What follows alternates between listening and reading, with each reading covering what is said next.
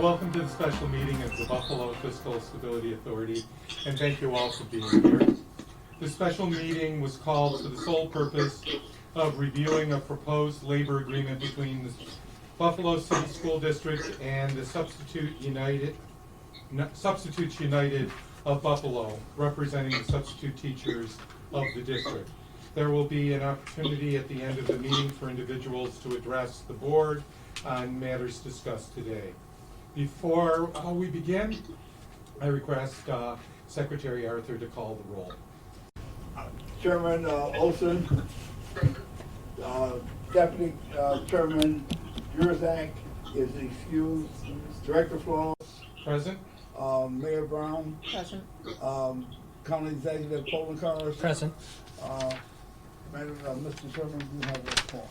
Thank you. Okay. The board packet that you received includes the BFSA staff analysis on the proposed labor agreement.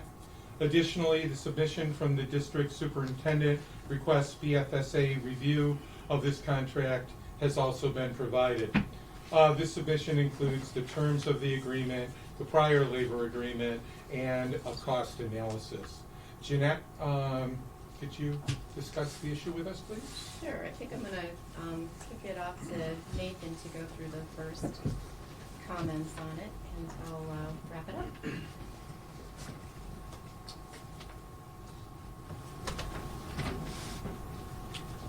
Good afternoon. The following is the Buffalo Fiscal Stability Authority's analysis of a successor agreement between Buffalo School District and the Substitutes United, representing substitute teachers. For starters, the current labor agreement is now expired. It expired at the end of the prior fiscal year. This successor agreement would be in effect from July 1st, 2019, all the way through June 30th, 2021. And it covers all persons currently employed by the district as substitute teachers. At December 20th, this included 619 substitute teachers. The number varies throughout the year as people are hired and, or leave district service. So moving along to the key contractual terms, this contract includes a $3 a day increase effective on December 18th. That's the date that the union membership ratified the agreement. The second increase would be at the start of the next fiscal year of $4 per day. The rate of increase is anywhere from 2.2 to 2.7 in the current fiscal year, and then in the following year, 2.9 to 3.5, depending on what their per diem rate is.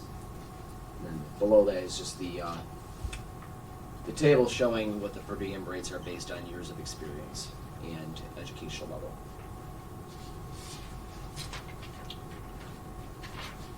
Additional contractual terms here. The first one is fairly minor. It's a management right that the district receives.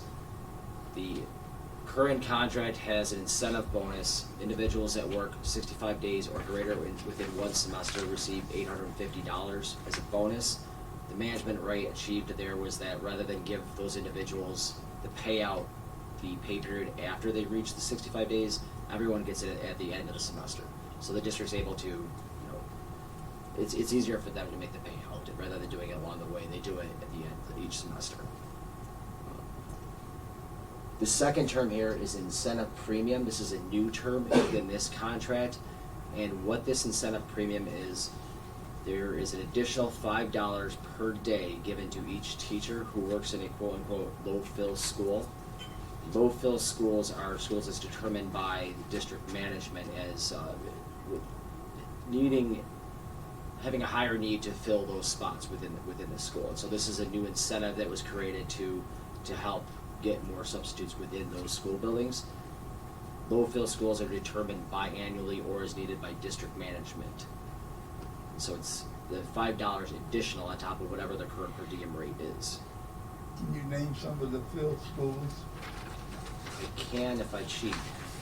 I'll look at the board. Just here. a little.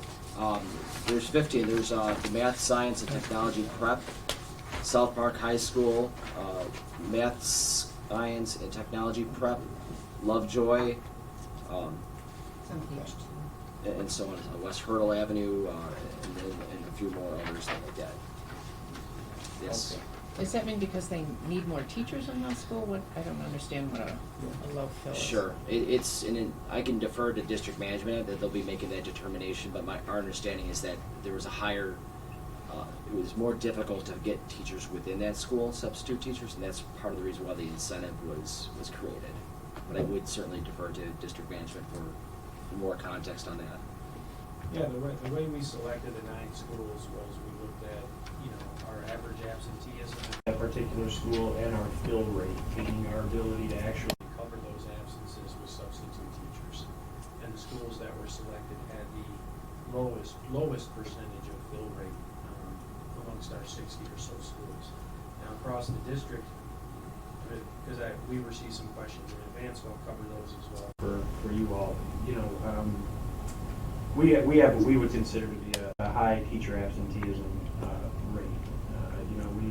Depending on the day, we get 1,000 absences a day in some cases. Day after the Super Bowl is a big one, before and after holidays, so on and so forth. On average, our fill rate across the district, even though we have a high number of substitute teachers, is only 75%, which means that the remaining 25% of classes go uncovered. And so principals in those buildings are taking teachers from our co-teaching classes that have 2 teachers, for example, or taking a teacher assistant who might be credentialed as a teacher assistant but not a teacher to fill those. It's sort of a triage situation.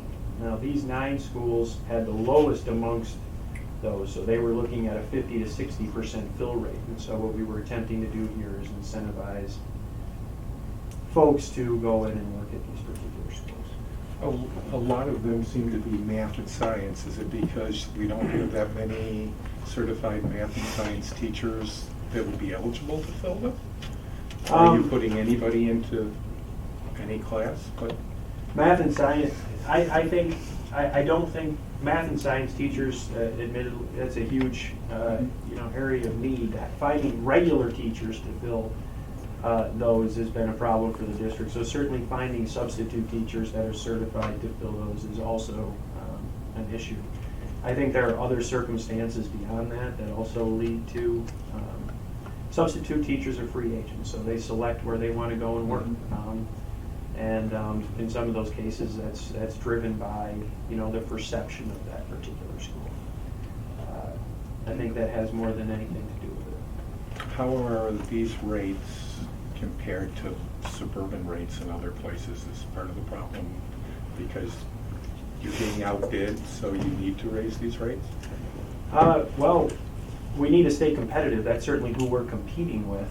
And we subscribe to the BOCES service. They provide us with the rates of pay amongst our suburban counterparts, and we are substantially, we are up there near the top in terms of daily rate presently.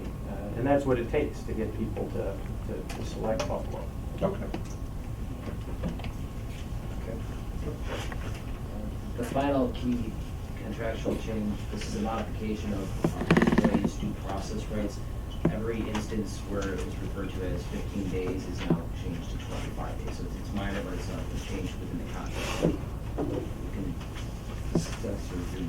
What are these just dates to file, or are these dates for discipline, or? Dates that we can keep somebody out on unpaid status while we're conducting an investigation into, alleged misconduct.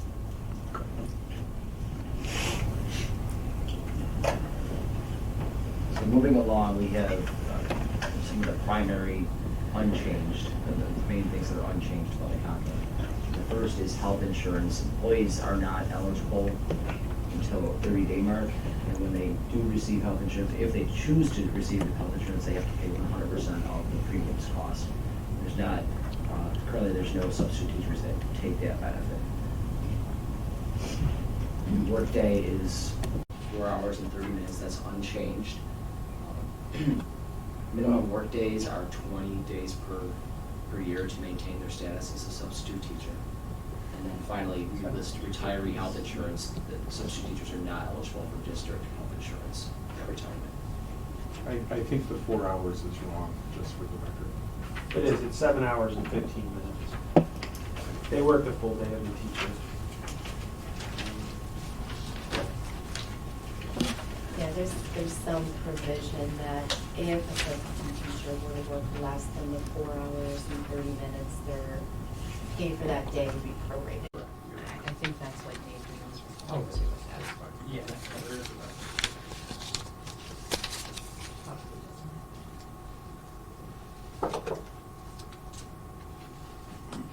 Alright, so the big question is, what is the impact of approving this contract on the budget and on the financial plan? This approach here includes it based on an all funds basis. Approximately 92% of the total cost is general fund cost. This is the entirety of it. In the current fiscal year, the district estimated it would be about $282,000 net cost, which is also the net impact. There's no savings associated with the contract. Over a 4-year period, it's $2.2 million. And the district analysis provided to us was reviewed. BFSA agreed with the estimates that were provided. And finally, how is the contract going to be funded? The district will perform budgetary transfers from unspent expenditure lines. They're currently showing about $7.7 million fiscal year-end forecast, favorable budget projection, which would be a little over $2 million of an actual deficit. There's many lines where they can transfer funds into. So as such, the budget was not modified for this, and the financial plan is as it was, but it was reviewed back in May. It's relatively small in terms of the overall cost or overall listing within the bundle, and so we determined that that was a reasonable approach. And we move on to conclusions and recommendations, so I'll defer to the executive director. Thank you, Nathan. So, after reviewing the terms, there aren't a lot of significant negotiable items with this contract, meaning because health insurance isn't provided to this union group. It does bring the contract to the substitute to a current status as it expired this past June, and it provides a 2-year contract term. The cost of the contract, as Nathan indicated, we reviewed them under the key underlying assumptions that the district gave us. We were comfortable with the numbers.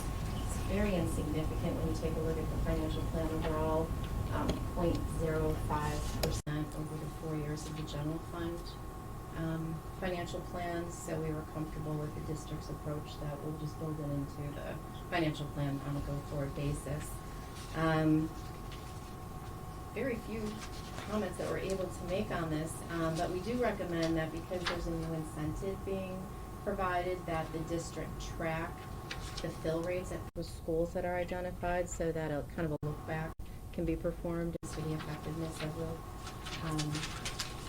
the program, and evaluate it in terms of what to do with the next contract for that.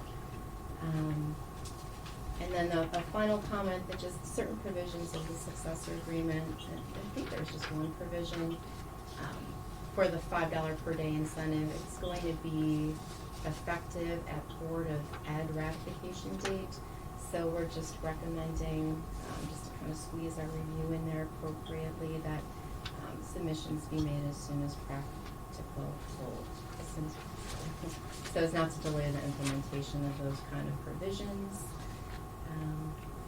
And that's all really to say. Is there a reason for the 2-year term and not a normal 4 or 5-year contract that we've seen with the other school district contracts? Yeah, there is. This one, obviously, usually you see substitute teachers. It's part of the actual teacher contract. You know, they're usually lumped together. In our district, it's rather unique that they're separate and apart. And we're in negotiations with our teachers right now, which is going to take a little bit longer of a time. But we ran into last time, because of changes that were made in the teacher contract, almost we were put in a position where we had to immediately negotiate with our substitutes around changes from the teacher's contract that impacted their contract. And we wanted a shorter duration here, so when we do settle that teacher's contract, it'll be right time again to negotiate with the subs regarding any potential changes to the teacher contract that might impact on this one. Okay, so then you expect the next one to match up with the other one. This is Correct. sort of a bridge Correct, contract. correct. Okay. Correct. And much less complicated for this group, as Jeanette, said, and there's not, because health insurance isn't in play and a ton of other benefits, it's rather just a negotiation over wages and maybe some tweaks to some other things. So it's less complicated to do. Mr. Chairman, I would move that we would recommend this to the Board of Education. I have a motion and a second to move the contract negotiation. Are there any other discussion? Seeing none, all those in favor of the motion say aye. Aye. Opposed? The motion passes. Chairman, I move it. Motion to adjourn is always in order. Thank you.